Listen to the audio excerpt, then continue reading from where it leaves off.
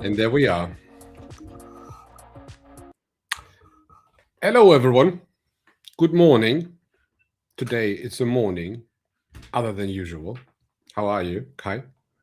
I'm fine, Adrian. Good morning. Yeah, it's a premiere. First time before lunch that we are streaming. I just realized that my camera is red again. I made a mistake. Anyway, happens, right? Good. So we want to talk about another topic today regarding leadership, which is workshops. So, and I think the terminology is very broad, right? What a workshop could be, or what, so there are good workshops out there. It's not like workshops are per se bad, but I think the core message, as far as I understand why we're actually sitting here and talking about that, is that workshops are often misused as a form of we have done something, and actually no one does something with that. It's a little bit like a measurement of being bothered with something, but somehow there is no effect after that. And I think that's actually a concern of mine. So if I see that, for example, when I mainly help tech leaders, right? So engineering leads, tech leads, CTOs, and when they have a problem and they want to solve, it is a little bit like it almost always starts with a series of workshops. It's like, even though you won't call it like that, it's the same frame, it's the same format. You pull people together, you write an email up front, what's the rough agenda is. Then you have a person monologuing all day long, asking some questions to some people who were the most silent, to somehow punish them for being silent. And then they actually all go their way again, right? And you expect that I have done something to actually change that, and you realize nothing happens except three other things you haven't discussed there. And I think that's the most common pattern I personally see when it comes to workshops. So some manager decides we need a workshop about that, or it happens in coaching as well, that you make workshops for the sake of a workshop. Well, I personally always think a workshop should have should be there because there is some potential we want to make reality, right? As a group, as a team. So how do you experience workshops? Yeah, I think there are several kinds, and it's not only the workshops. It's all also other methods of measurements to improve leadership. Also like coaching, like mentoring, whatever. Often it happens that the team or the single person, the single leader is attending a measurement and is, for example, a workshop, and then he's motivated because it's always good to get new impressions and you come back motivated to your desk, and then the daily business is overrunning you from behind because the email inbox is so full, and the guys you are leading are standing in a queue. Everybody has a problem, whatever. The actual problems. And what I also see is that a lot of coaches or trainers are just handing over some more regulations. Say if you're talking to an employee, you have to do it like this structure. And so I think nobody ever used a kind of guideline how to talk with your wife, with your partner, with your best friend, or whatever. And so I think it doesn't also isn't useful in business to have this and make the check boxes. Yeah, I did this. I said hello. I asked how are you doing, and so on. I think it's always the success factor is if you transform anything with a workshop, with a coaching, with a mentoring, and not only having one more guideline to add it on, and in 2 weeks later it ends in the archive. Yeah, it's I think let's phrase it differently. So what can we do to so the underlying problem behind that we make workshops is a real thing. So there is an issue. We seem to stuck. We try to find ways how to communicate specific things, specific aspects to the people, so that we as a team, as a group of people, make actually a change. We want to change something, right? That's the initial reason. Even though there is not most often no change after a workshop. So for me, a very healthy workshop, the most minimal workshop you can have is two people. Two people say, we need to solve something. I have an issue, you have an issue. Let's go inside and go out with a set of things we will definitely do, right? And then change. So you have the commitment, you have the intention, you have the goal setting, the motivation, and the discipline. You have everything inside there to actually make it. Yeah? But if you don't have that and you have 10 to 15 people in a workshop, right? One people is monologuing 80% of all the time, all things, at best with a PowerPoint presentation, which is so boring and could have been sent up front already so that everyone could read it by themselves. Instead, they are sitting there and try to understand, excusing that, that's actually a slide from another thing. But we can quickly talk about that one as well. So everyone is totally confused. What is this actually about? What I'm supposed to do here? After 10 minutes, already lost the attention, totally sitting there, hoping for or thinking about with whom I will go to lunch today, right? Instead of so it's a little bit, I know it from myself. In these kind of meetings, I feel a little bit like misplaced. So I want to go. It's a little bit like I'm wasting my time here. But I need to be polite because that's a manager, that's a colleague, the person who put time into that great thing there, which, is a little bit like, you don't want to be mean in that moment. But that is, when we think of now from the business perspective, there's 10 people sitting there, an hour cost, I don't know, 80 euros, something like that. It's just a waste of money, just to start with, right? Then it's a waste of trust as well. So people, every time they remember what happens there, then they go into the next meeting and thinking like, oh, I really need to do that again, right? It's a little bit like, maybe I can put some energy into it and find a good reason to not attend. That is a sign that something is really off there, in my opinion. How would you? So imagine you have a problem. So you were a CEO, right? How have you solved problem, or how would you solve problems which you have with a group of people and you want to make a change? What would be your approach? Yeah, from my experience, that the best way to solve is to get exactly that number of people who can contribute to a solution, and then discussing solution orientated and not problem orientated. Because if you start talking problem orientated, everybody's moaning and complaining and, oh, this bad customer and his expectations and it doesn't bring you a millimeter forward. So you're just losing time. And this bare minimum of people who can contribute, and the best thing is that you tell in advance where it is. So no meeting without agenda, first of all, because otherwise it happens what you described. So 80% of the people come in and say, okay, let's entertain, let me be entertained by you. And then we can write some hours and have a good time and chill a little bit. What is an agenda for you? So agenda, so it could be just a menu plan. It could be a very detailed plan, but how would you structure an agenda?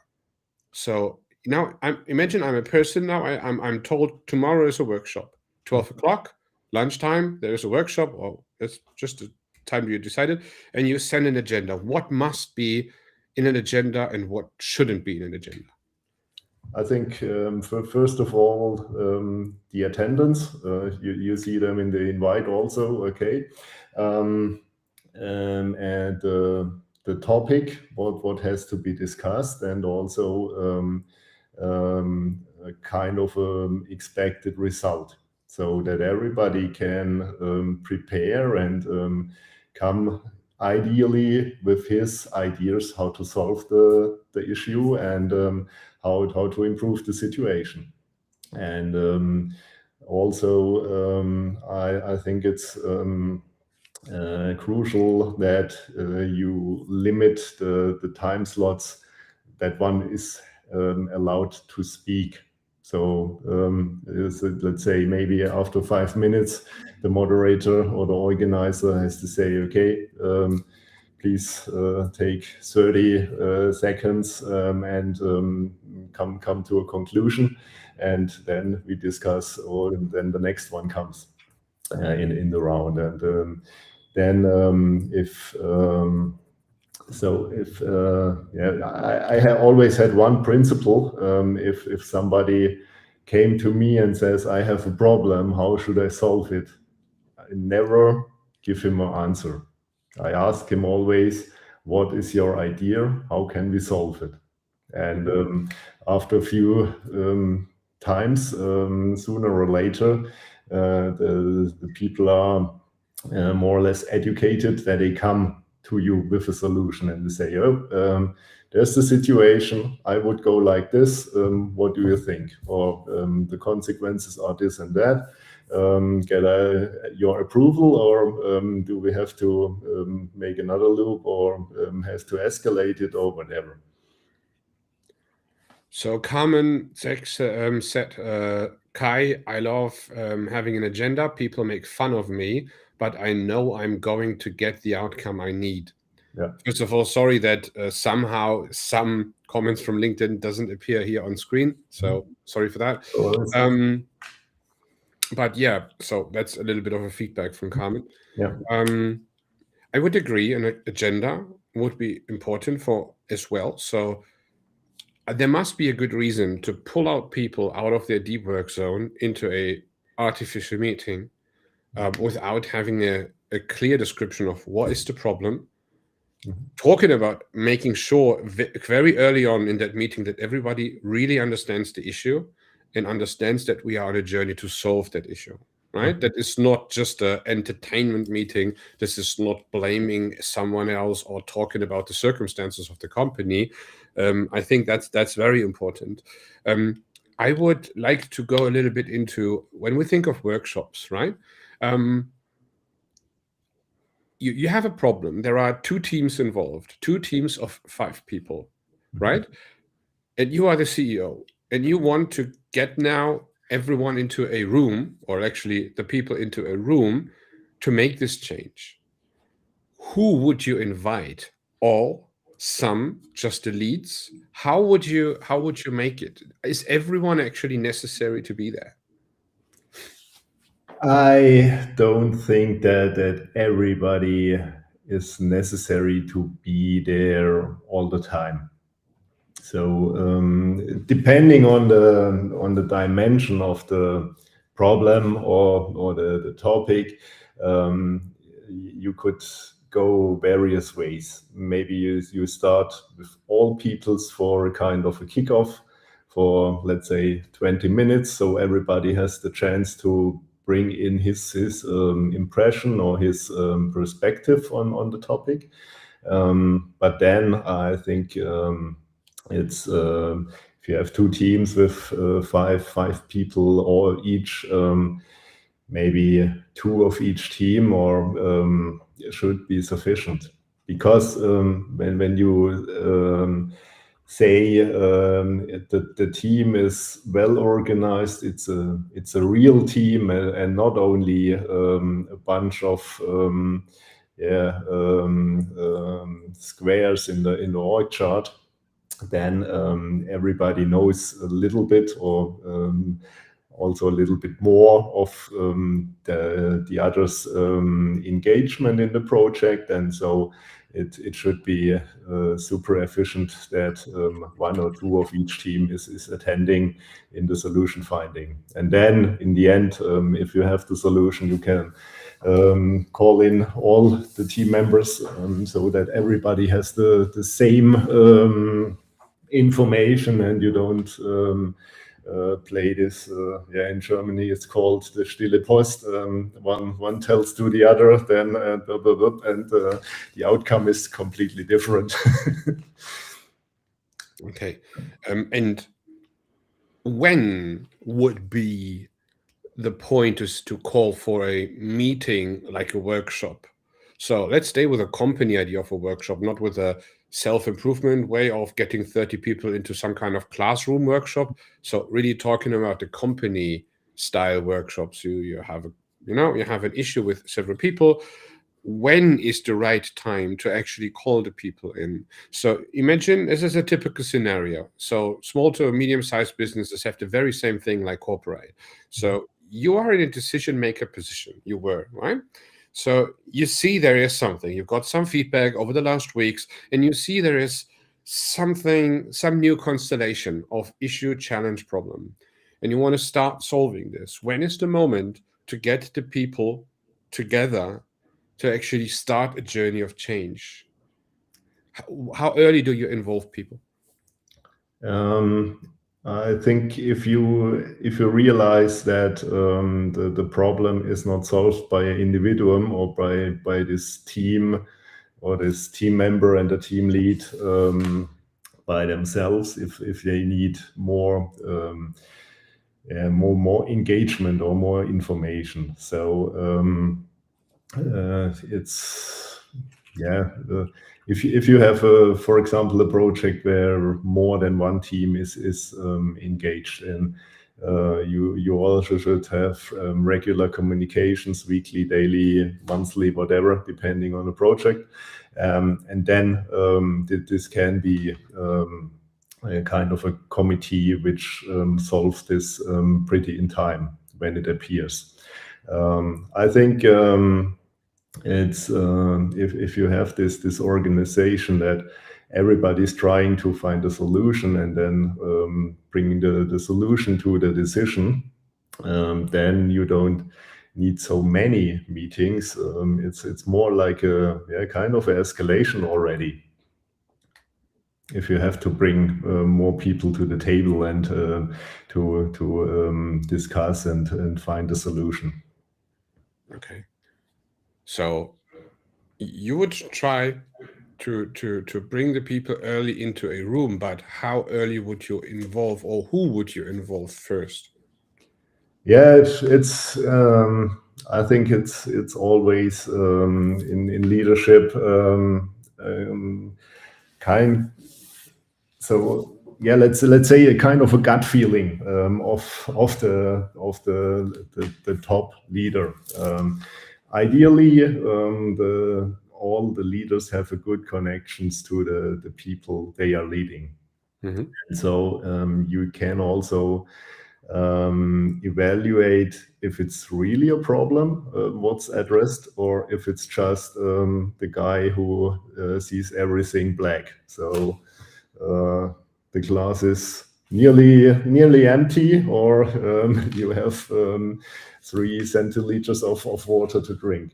And if you know that, you know how you should treat the people, or treat their problems, if it's a real problem, or if you can say, okay, let's go for a coffee and talk about it. And yeah, sometimes it helps that the guy just can talk about his problem or the situation, and then say, okay, it's not so bad as it was 5 minutes ago, and we don't need to escalate it.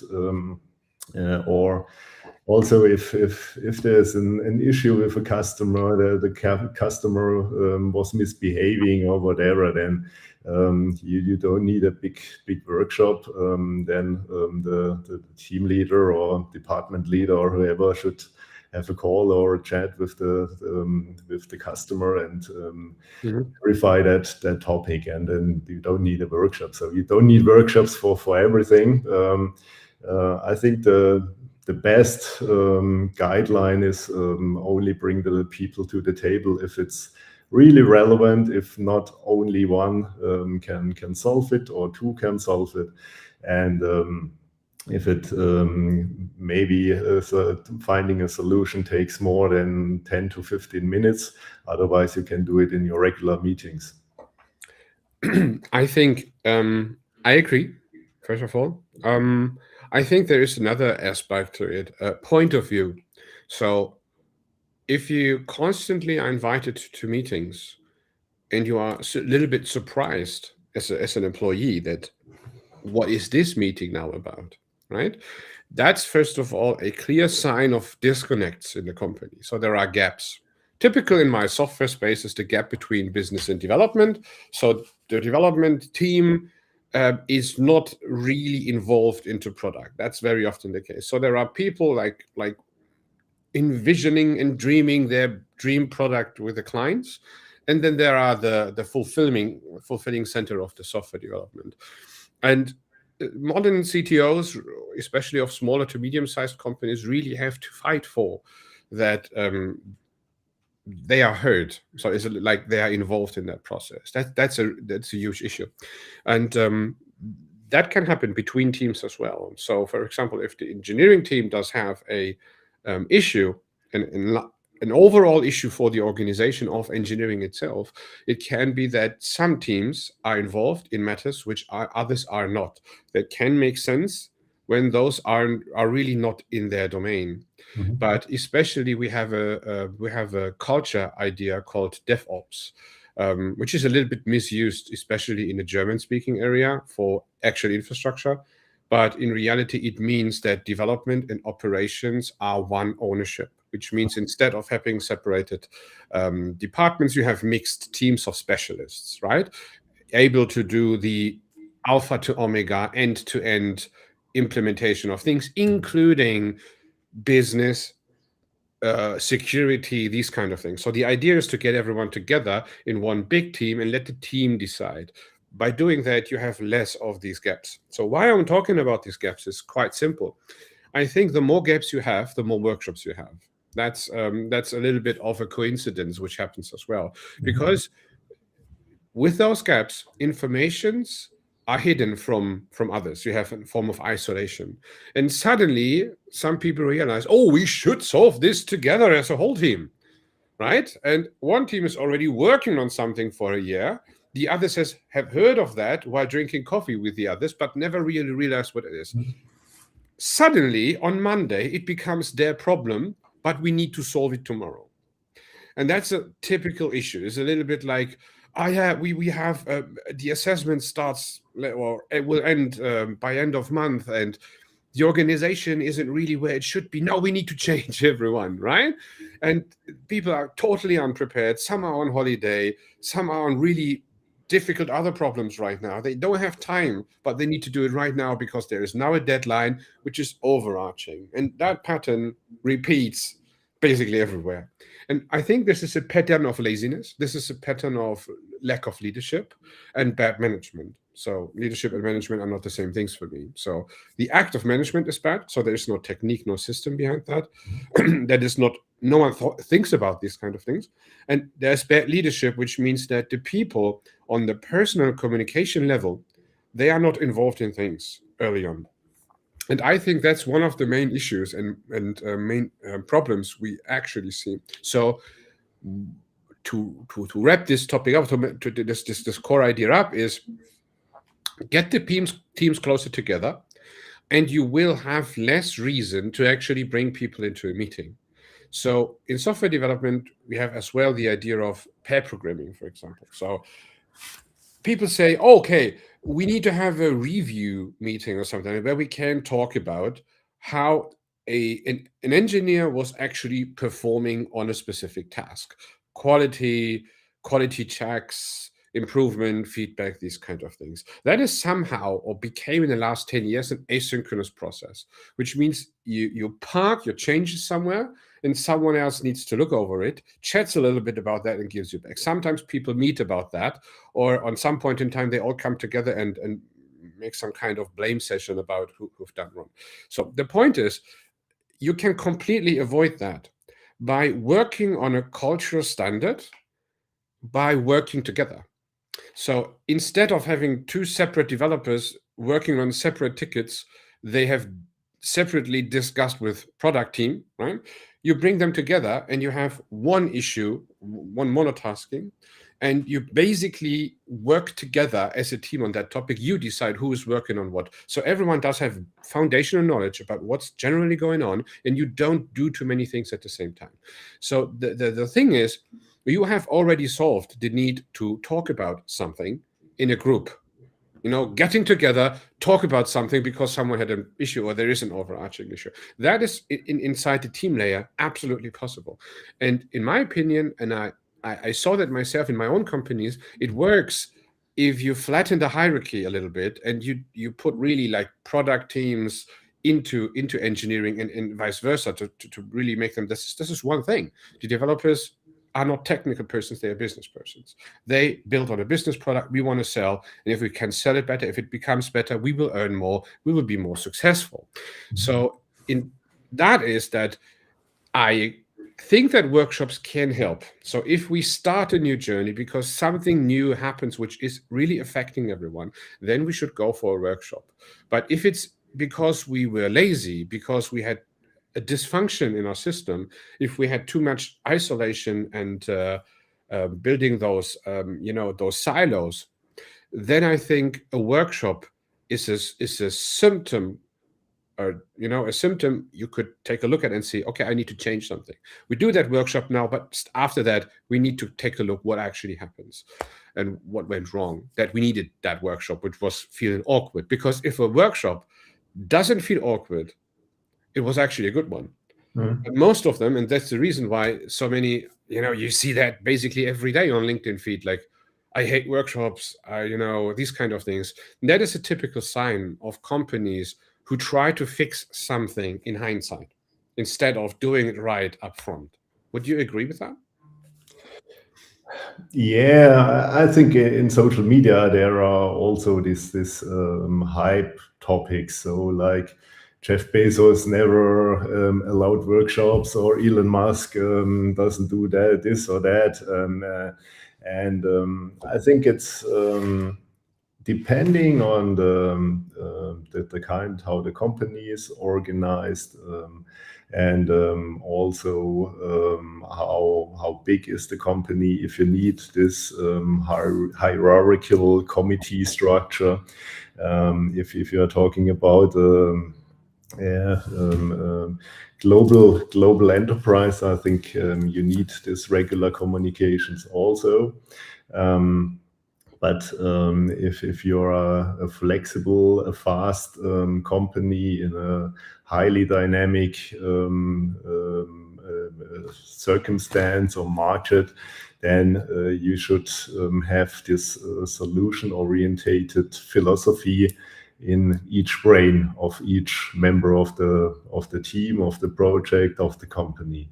And it starts with the guy who opens the door to a visitor. It starts with the personal assistant, which answering the phone, and then so then you get flexible. You have fast solutions, and I think that's meanwhile crucial, because you don't have time and you don't have the big budgets. Like maybe in the 1990s, I was formerly in automotive development, and in my early days, there were meetings, designing a bumper of a car, and there were 20 people sitting in a room looking at a beamer, and one CAD engineer was designing, and everybody was saying, okay, good, make this radius a little bit more sharp or whatever. So not really efficient, and this changed.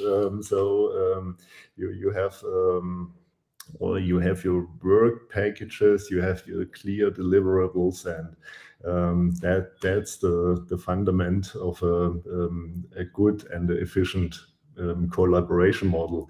If you have defined the deliverables, if you have defined your milestones, when to deliver, and doesn't matter if it's agile software development or if it's like a waterfall timeline or whatever.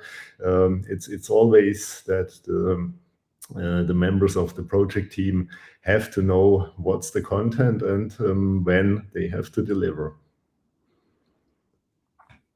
So if anyone in the audience does have any questions, we are live. I just wanted to say that you can ask questions, because I found out in recent streams that people thought this is a video running. Okay.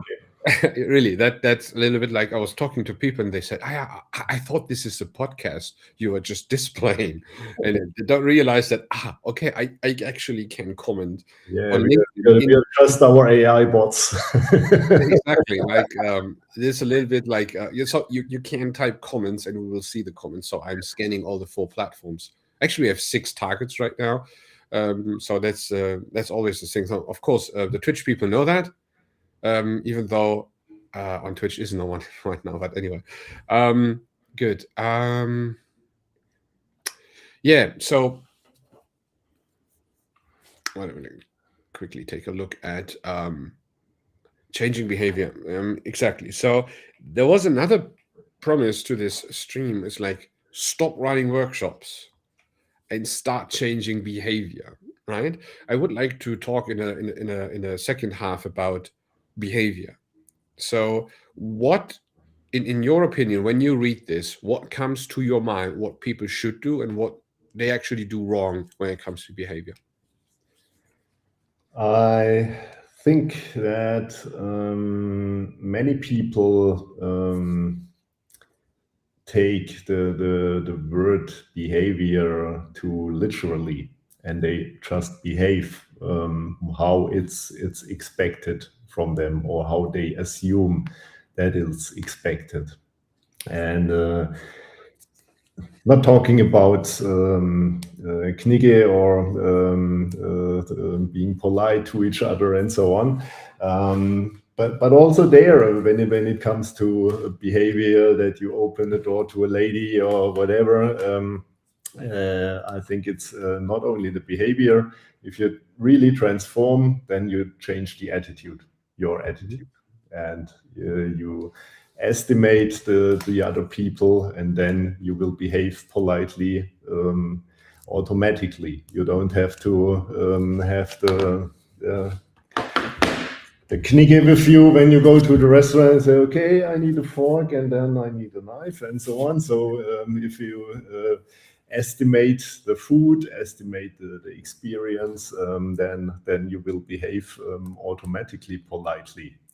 If you have a little bit of education from your parents, then it's fine, and you come through life and through all the situations. You can handle all the situations, and I think it's similar in business. So if you have the attitude to say, let's face the challenge, let's find a solution, then you behave like that.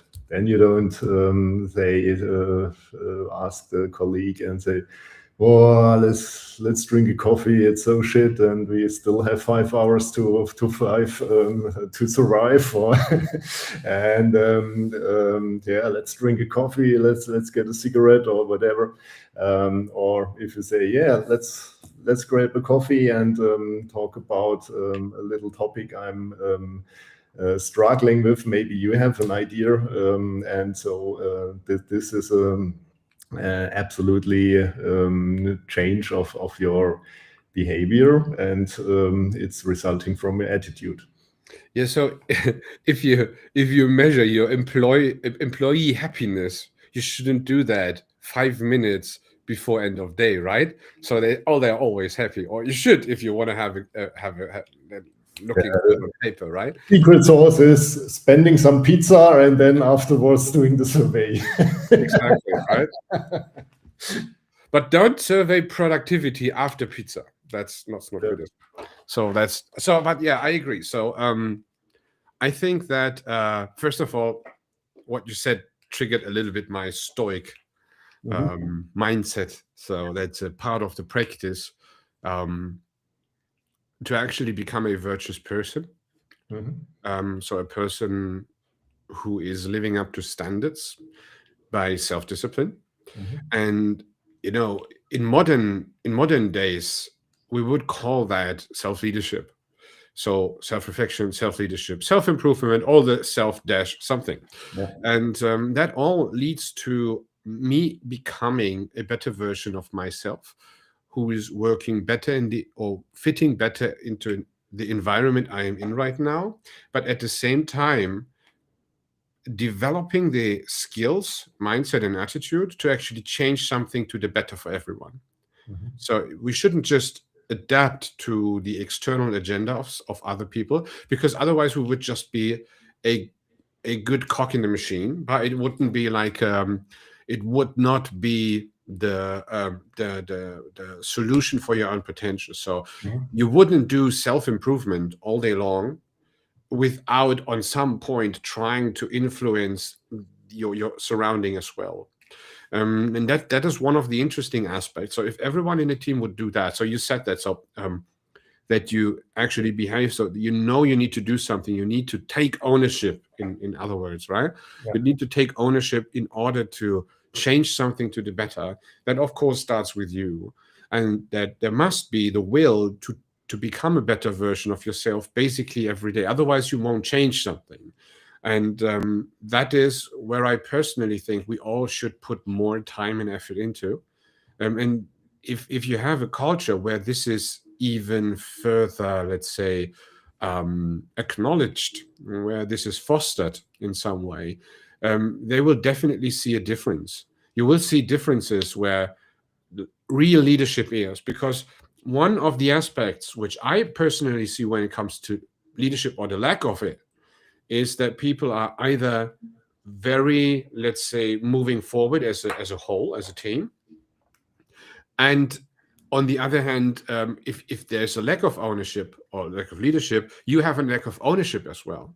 So the more management you do, the more top down, the more external agenda, the more deadlines you get, and the more you just, in software development again, you try to please the requirements in the ticket, instead of actually changing something yourself to improve the process, the product, whatever. I love that bug of Restream. Oh, you're back. I actually never lost connection. That's something very strange. So there are two streams running at the same time and it's still there. I don't know. This is where the magic happens. Yeah. So I think there is a direct correlation. So that we need a role model, team need. So what we would call the superior, the manager, should actually not be the manager. It should be our role model. It should be the person who shows us how we should behave, how we should do things, how we should change our mindset, right? In order to align ourselves with the external agenda. So we have a personal agenda as well. We are not just slaves in the system. We have our own agenda.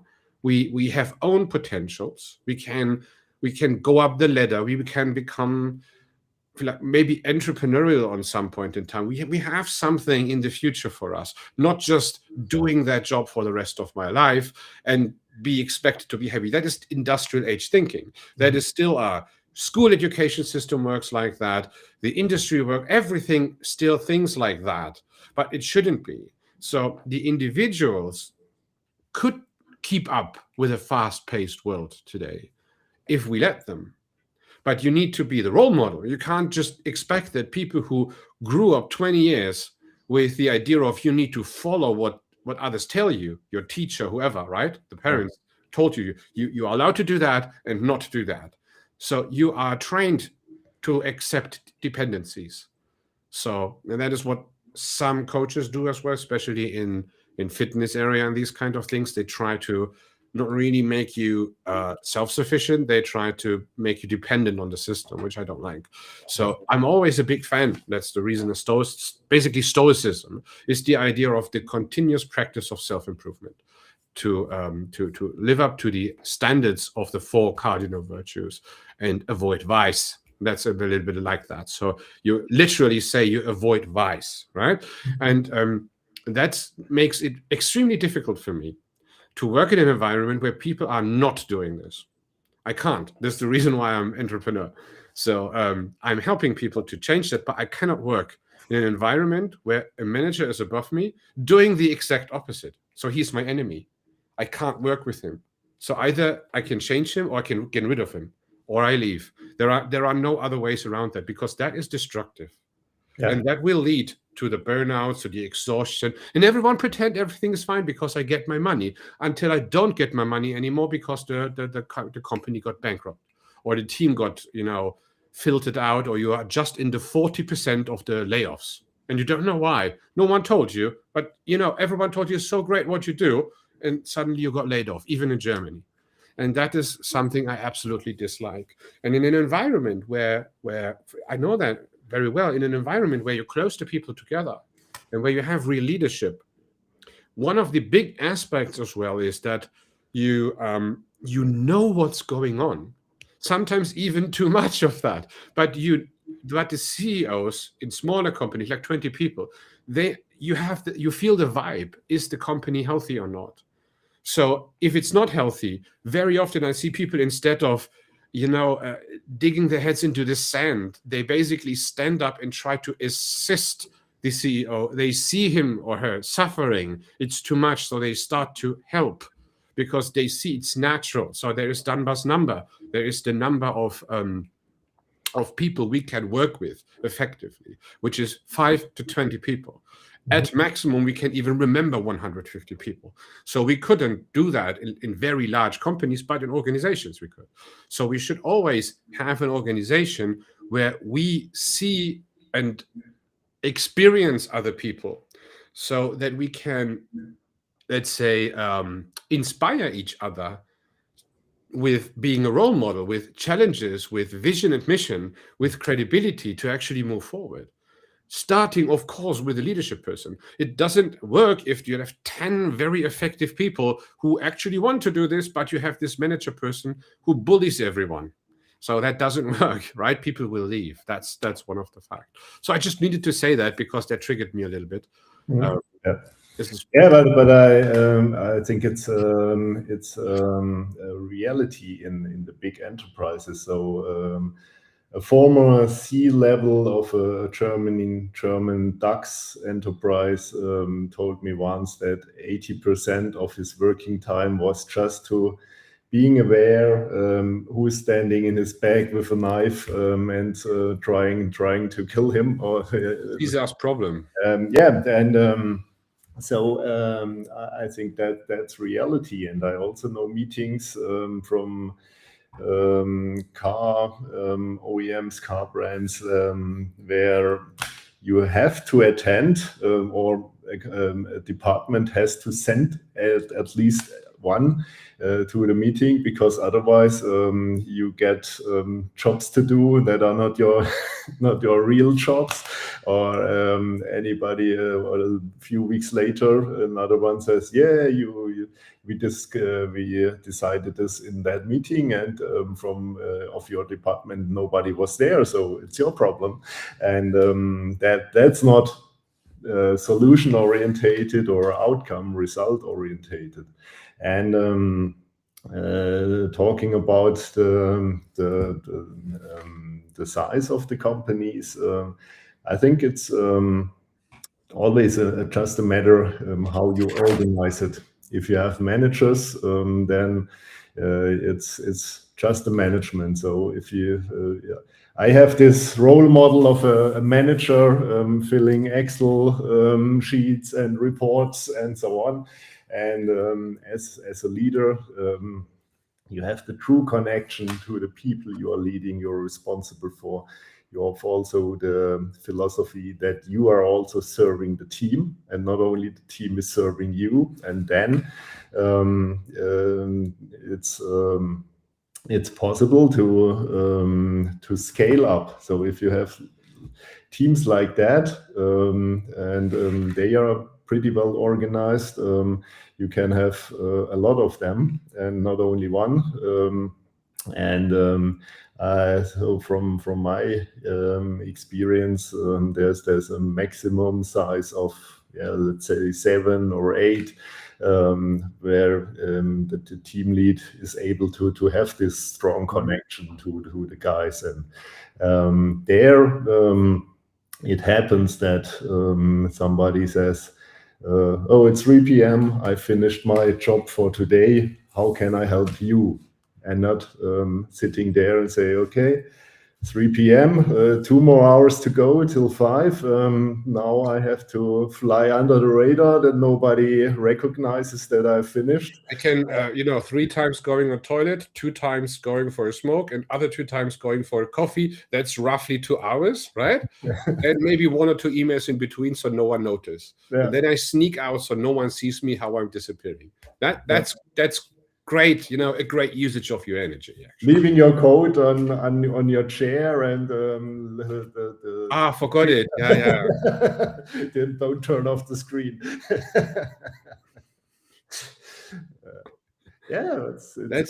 But it's that's not a joke. Actually, that happens so often, even in my companies back then.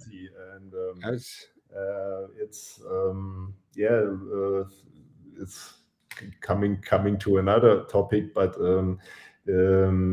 everybody's complaining that this happens in remote work or home office work, that you are doing your household or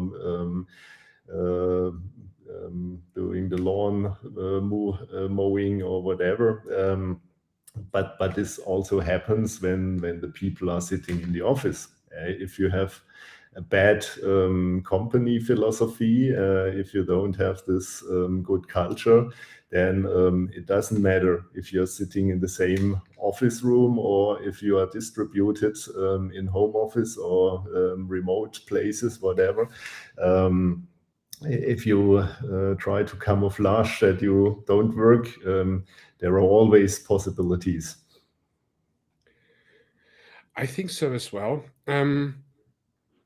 So remote work, somehow the trust is lacking there, but I think the underlying issue that people are maybe doing something different than work is that in most types of works, you cannot really do what you need to do for 8 hours straight. Some people rarely can do that. Under specific circumstances, they need to be healthy, they need to be fit, they need to be well nourished. These kind of things needs to happen and on a very regular basis. So you need to have good self-discipline. You need to be able to spot, oh, I have the feeling of self-resistance, procrastination is coming up. I do something against it. I'm fine with that. So that is mental discipline, which most people don't have to that scale, that they can basically prevent intervention, for procrastination out of intrinsic motivation and self-control. That is championship level self-discipline. And so the average employee is a little bit different. So when we see in Germany now the debate, we need to even work longer to be more effective again, it's no, it doesn't work. It never. So there were people back in our companies who had just half-time jobs, or basically half-a-day jobs, right? They were sometimes so much more effective than people sitting there for 8 hours, and they were less bored.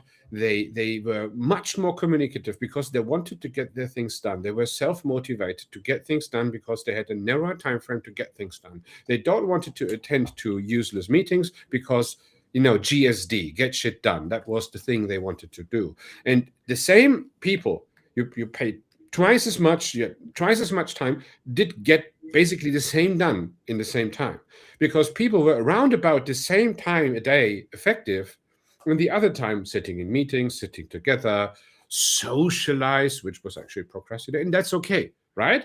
If you get people for 8 or 10 hours into a company, which isn't let's say a physical job, so you do with your body, like a gardener, right? You go from job to job, you actually need to get these things done, right?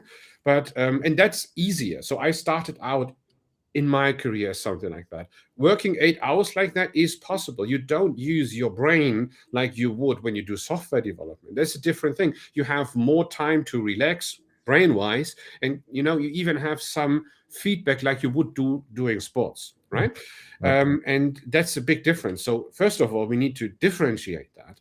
And I think the core issue we both are talking about are mainly, when we talk about LinkedIn and these kind of things, out of the jobs you do your main work with thinking, deep thinking. When you take a look at calendars of people, they all have, this is a trend, deep thinking spaces. So this is deep work, deep thinking, la la la, right? And this is mostly just 2 hours in the morning at best, and maybe 1 in the evening. So we're talking about I saw it sometimes 4 hours of deep work, and the rest is meeting, having phone calls, these kind of things. And I have the same for myself as well. So I have a deep work in the morning, I have deep work at night. So just from around 8 to 10 in the evening, I just do one more time when no one is there, so I can concentrate. I myself, even though I'm working all day long, I'm not deeply working. And the idea of that I can force an employee to do 8 hours of deep work and just, we need to adjust that to 9 hours now, is nonsense, in my opinion. And I just wanted to say that. Yeah, it's the thinking of the industrial age. If you're working on a production line and the products are coming scheduled, you have to do the same manual movement at each product. Then you have to do it for 8 hours, and you have your breaks. You have to do them. But if you're doing brain working, you need rests, and I think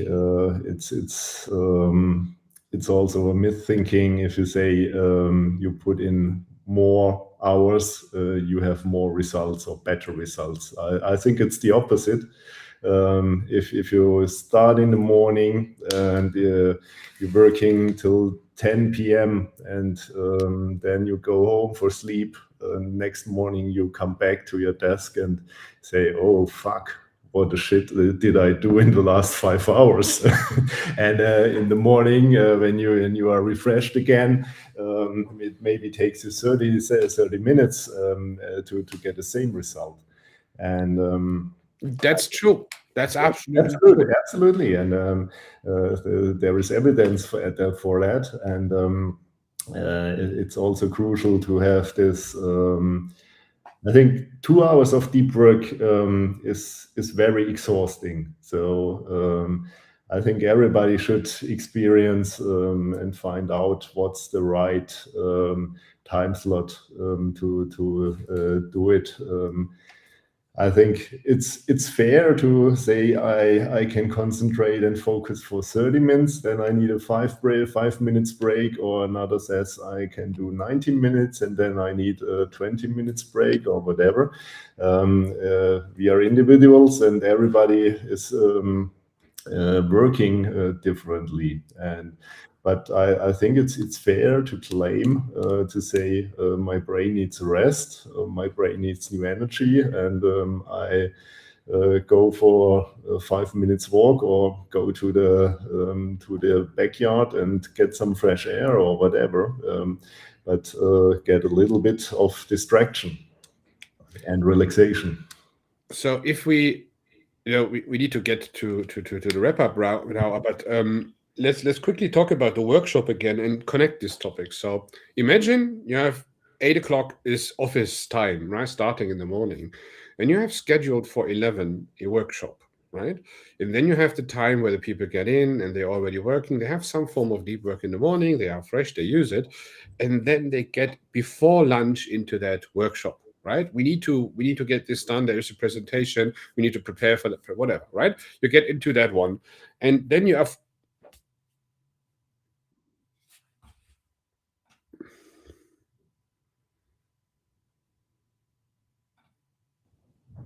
It's not only me. It's back again. It's a restream issue right now, so yeah, it reminds us to take our breaks.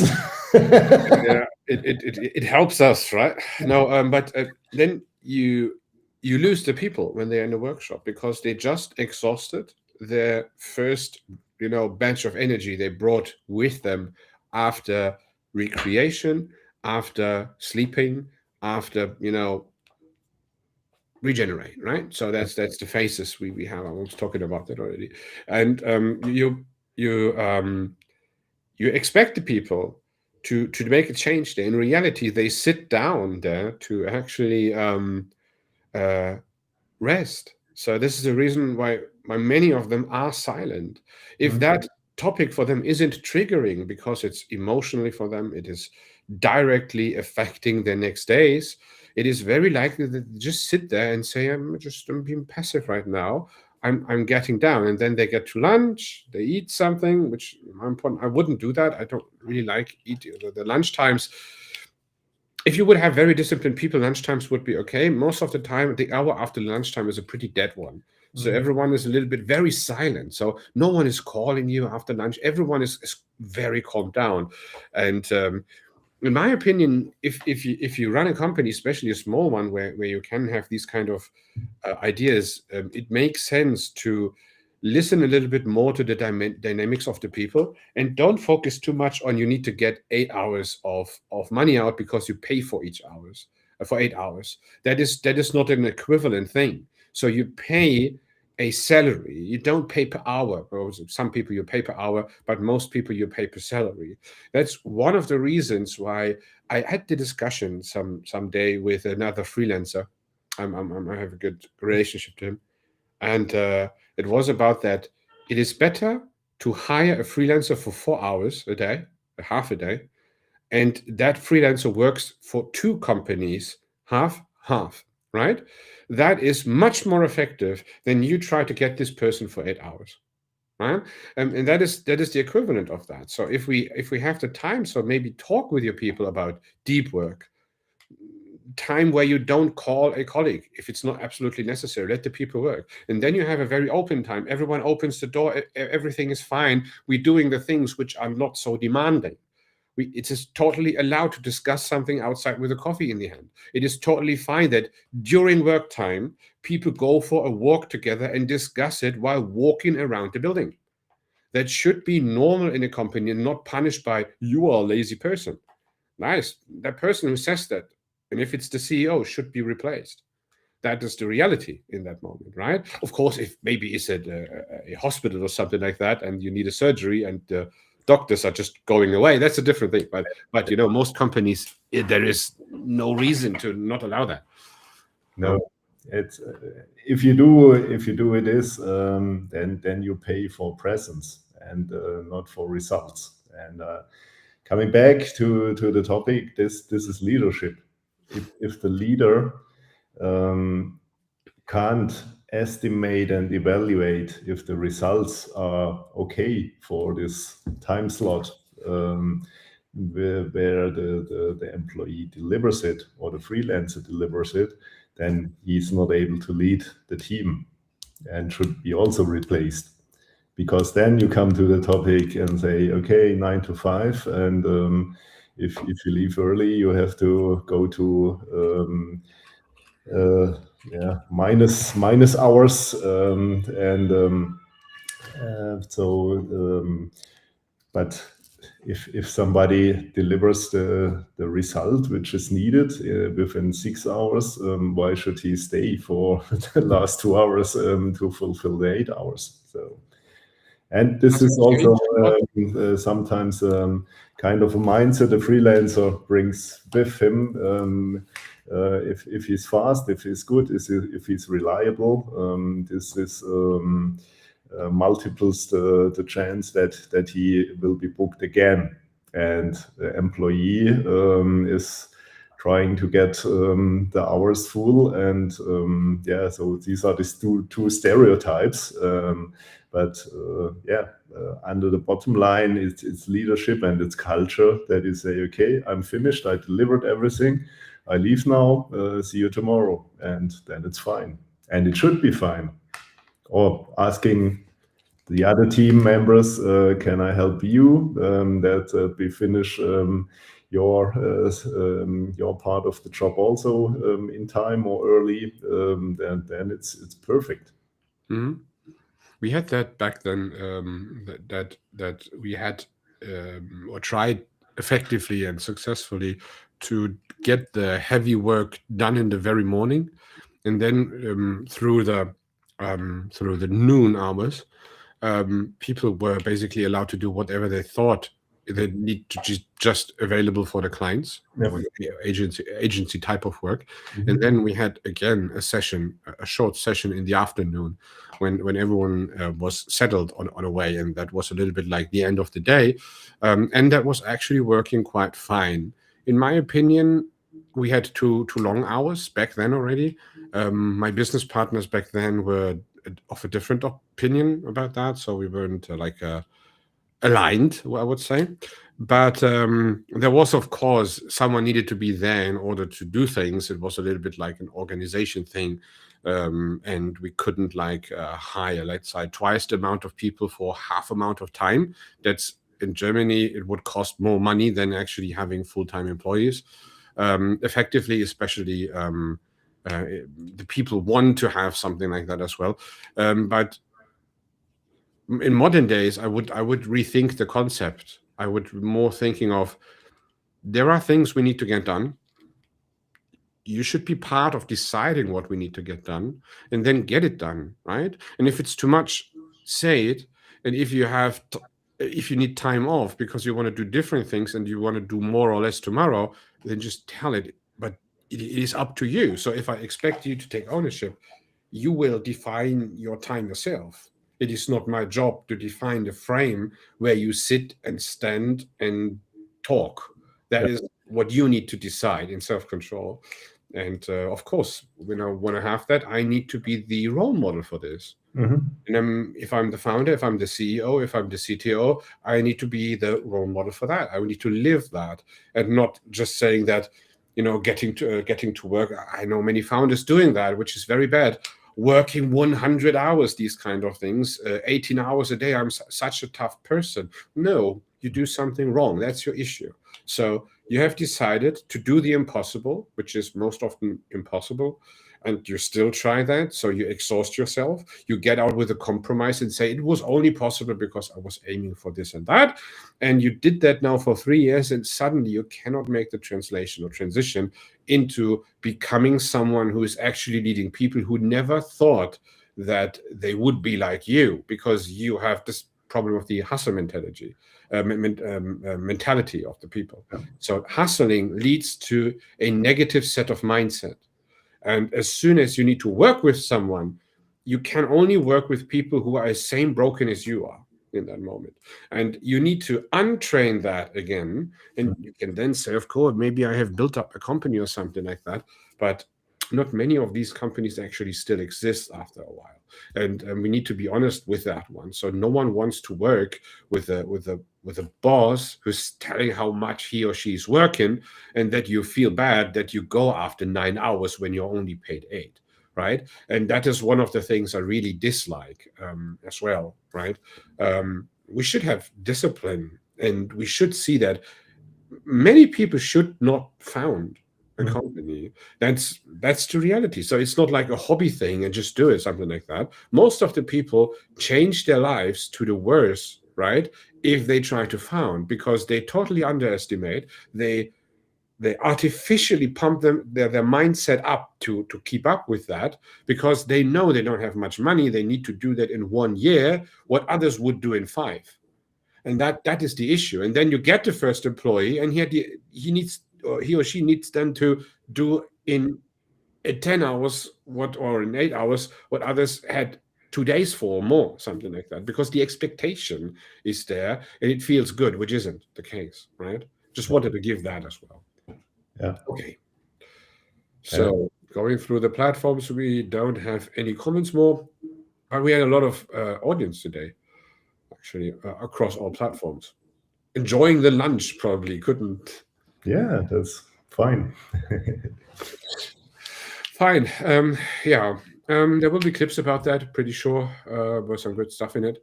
Any last words, Kai?